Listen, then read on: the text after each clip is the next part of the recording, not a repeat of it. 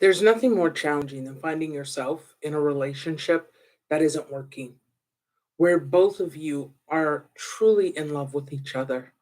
And for some reason, whenever you try to speak, it just doesn't work. It's like the two of you are speaking completely different languages. It doesn't matter what you try, nothing changes and nothing gets better. So, today we're going to talk about broken relationships and fixing those broken relationships. Because whether you know it or not, the Bible actually gives you the answer to fix your broken relationship. So, let's first begin by creating the principles. Number one, no marriage ends that does not have lies embedded in its foundation. It's the hardest thing for people to understand because they think that the lies mean that they're lying to the other partner. But that's not always the case. Sometimes it's that you're lying to yourself and you're telling yourself something that isn't true. You're playing a tape that just doesn't have any validity at this stage in your life. So let me tell you a story about a young man who reached out to me not long ago. He made his way, or he made his life in the field of celebrity. So he is someone who is very well known. And he's married to someone who is also very well known. And the two of them had this fire that existed between them, but they couldn't quite figure out how to make it work. And so they got together and then they ended up breaking up, and then they came back together and then they ended up breaking up. But the last time they got together, he had decided that he really wanted to make it work. But as he got into the throes of this relationship, what he found was that the things that were problems for him, the things he was struggling with, were things that he still couldn't deal with. And so it ended up that the two of them separated. They didn't divorce, they separated. And he made the phone call. And that was when I came into the story. When he arrived at my doorstep, he was filled with remorse and tears and heartbreak and heartache. And the thing that he said was, Twana, I really want to spend my life with this woman. His parents had been married his whole life and were still married to this day. His friends had had wives and they were married from their lives, right? Like they got married and they never separated. And so here he was with the expectation that he was going to have the same thing, but it wasn't working. And so he decided that he was broken and that he was the reason that he couldn't hold relationships together. Gentlemen, I want you to know something. That was the first lie he told himself. You see, it wasn't that he couldn't hold relationships together. It was that because of this insecurity he had in his mind, he was incapable of hearing that he was okay and that he could have just as much success in his marriage as he had in his career. And so, because of this, he began to withdraw and he began to think that with no way out, there was no way he was going to save his wife. There was no way he was going to keep the relationship together. And so he began to drink and he began to do some other things. And the more he self destructed, the further apart the two of them grew. Because what we don't often remember is that when we are in pain, the first thing we do is begin to tear ourselves down. We beat ourselves down to a point where we cannot be successful. And it's not that we don't have the ability, it's that our mind is in such a bad shape that all it can see is destruction. That is the first lie. The second lie, excuse me, it says, I can't do it. The truth of the matter is that when you let go of that belief, you will be amazed at how quickly your life and your relationship can turn around.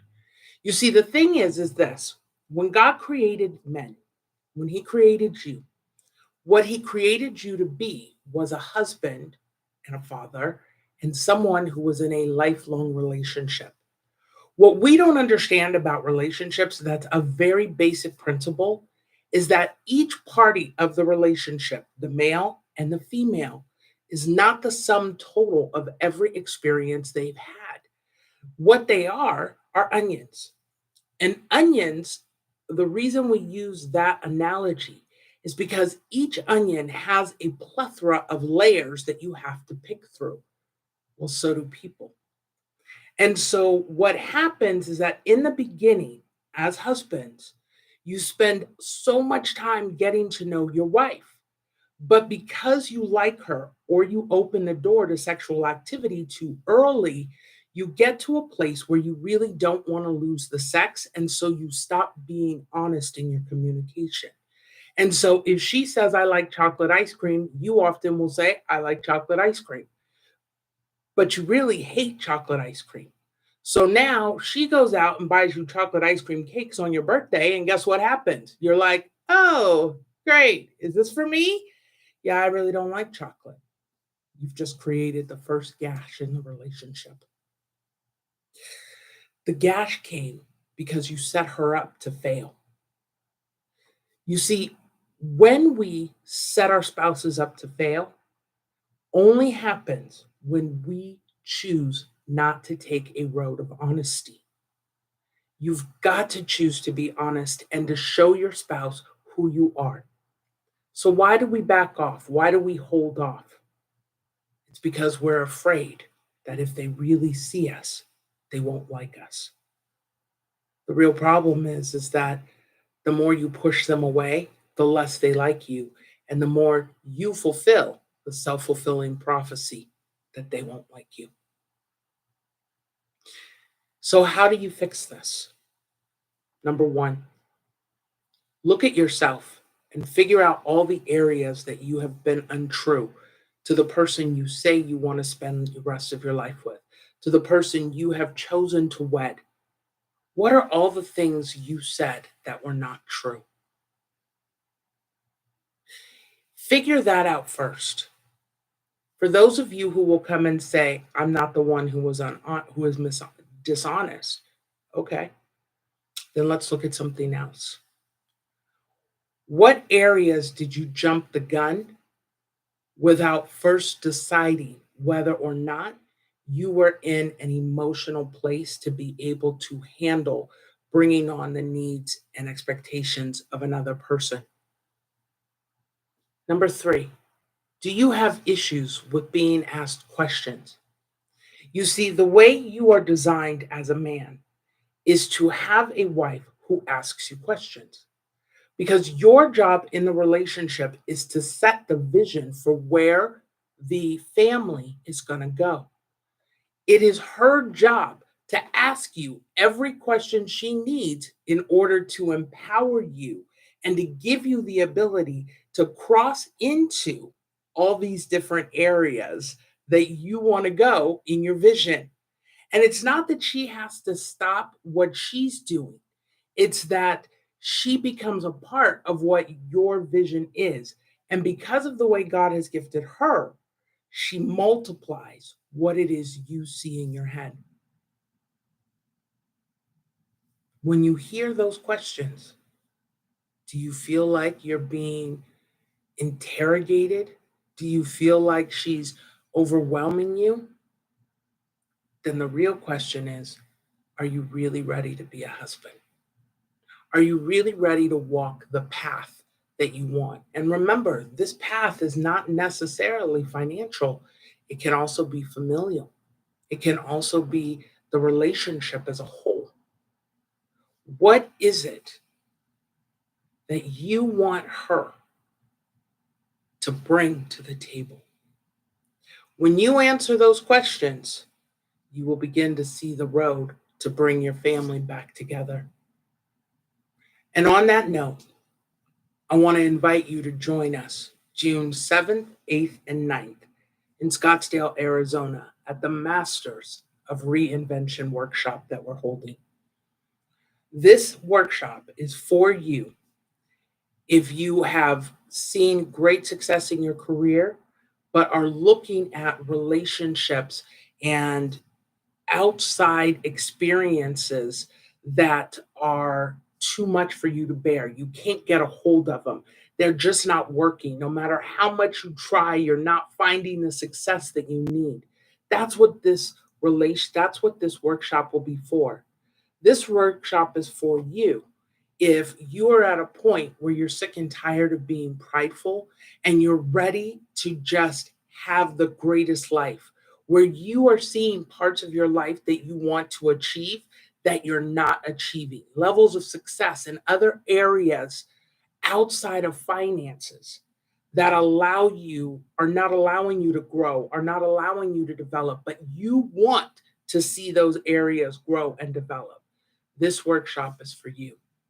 And while everything we do has a biblical foundation and we work off the biblical principles, it does not require you to be a follower of Jesus.